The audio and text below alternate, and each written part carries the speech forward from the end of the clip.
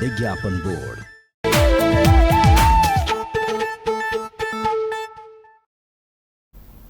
विश्रामपछि अब बाँकी समाचार।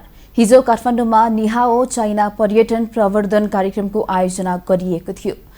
चिनिया राष्ट्रिय पर्यटन कार्यालय Kathmandu, air China, China southern airlines र चाइना इस्टर्न एयरलाइन्स काठमाडौँ कार्यालयको आयोजनामा सो कार्यक्रम सम्पन्न गरिएको हो। सो कार्यक्रममा बोल्नुहुँदै नेपाल स्थित चिनिया सांस्कृतिक केन्द्रका निर्देशक स्याओ च्याङले चाइना पर्यटन प्रवर्धन कार्यक्रम मार्फत नेपालका पर्यटन व्यवसायी र सो क्षेत्रका प्रतिनिधिहरूले चिनिया पर्यटनका स्रोतहरूका साथै चिनिया पर्यटन प्रवर्धन सम्बन्धी नीतिहरूको बारेमा राम्रो जानकारी हासिल गर्न सहयोग पुग्ने बताउनुभयो।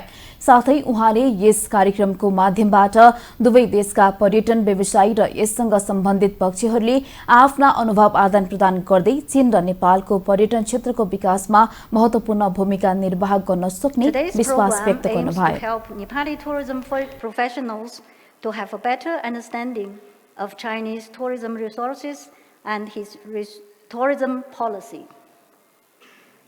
Besides, I hope it will be helpful in setting up connections, sharing information, and exploring opportunities for the further collaboration between Chinese and the Nepali tourism counterparts. कार्यक्रममा बोल्नुहुँदै एयर चाइना काठमाडौँ कार्यालयका व्यवस्थापक चाङ स्वे सङले 69 वर्ष पहिले स्थापना भएको चीनको एकमात्र राष्ट्रिय ध्वजवाहक एयर चाइना स्टार एयरलाइन्सको सदस्यता प्राप्त संस्था रहेको जानकारी दिनुभयो। व्यवस्थापक चाङ वे सङले एयर चाइनाले 945 वटा ग्रुप फिल्ड साइज र 154 वटा ठूलो विमानबाट सन् 2024 को अक्टोबरसम्ममा 117 वटा अन्तर्राष्ट्रिय र क्षेत्रीय रूटमा सेवा दिइरहेको बताउनुभयो।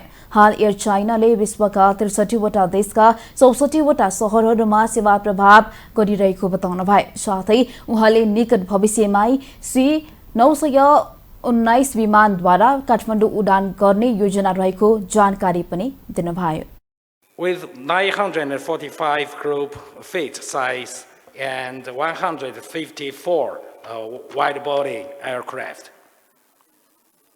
At the end of October 2024, Air China has opened 117 international and regional routes in 43 countries in 64 cities and can reach 1,200 destinations through Star Alliance network.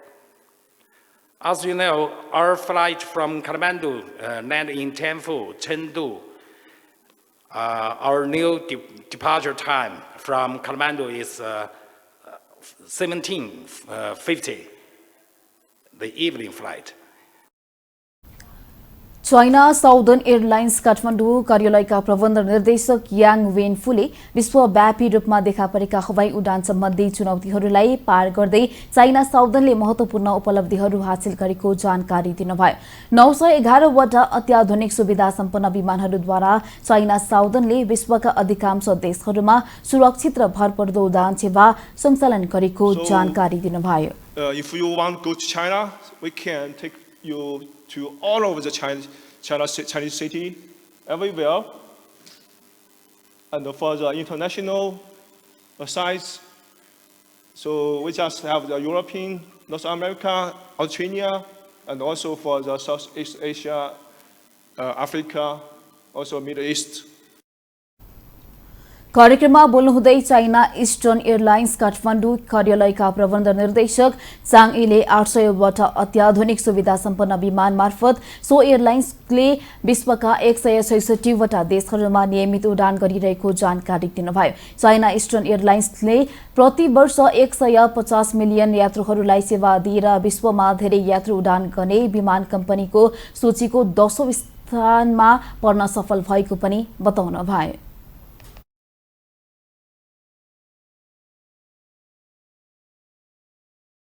China Eastern operates a model fleet of more than 800 aircraft, one of the youngest in the world, and China's largest leading business and the technology modern of the internet wide-body fleet. while maintaining in the first cover and the ventilation, the first one of the open in-flight Wi-Fi technology upgrade, cancel the 3,000-meter limit. Passengers can enjoy the full online international experience. So समारोहमा चीनको कांक्षी कांगता tourism investment कम्पनीका प्रबन्ध निर्देशक फु वेन्हा र सचुवान मिडियान international travel एजेन्सीका प्रबन्ध निर्देशक Chang थाओले चीनका विश्व प्रसिद्ध पर्यटकीय स्थल, महत्त्वपूर्ण शहर र चीनमा सञ्चालनमा रहेका हवाई, सडक र रेल यातायातका बारेमा जानकारी दिनुभयो। त्यसैगरी चिनिया राष्ट्रिय पर्यटन कार्यालय काठमाडौँका तर्फबाट मोहन प्रसाद सुब्बाले नेपाल र चीनका विविध पर्यटकीय तथा ऐतिहासिक स्थलहरूको डकुमेन्ट्री मार्फत दुवै देशको पर्यटन प्रवर्धनका लागि भइरहेका गतिविधिबारे जानकारी दिनुभयो। सो समारोहमा गोला प्रथा मार्फत 3 जना भाग्यमानी नेपाली विजेताहरूले चीन भ्रमण गर्ने दोहोरो हवाई टिकट समेत जित्न सफल हुनुभएको छ।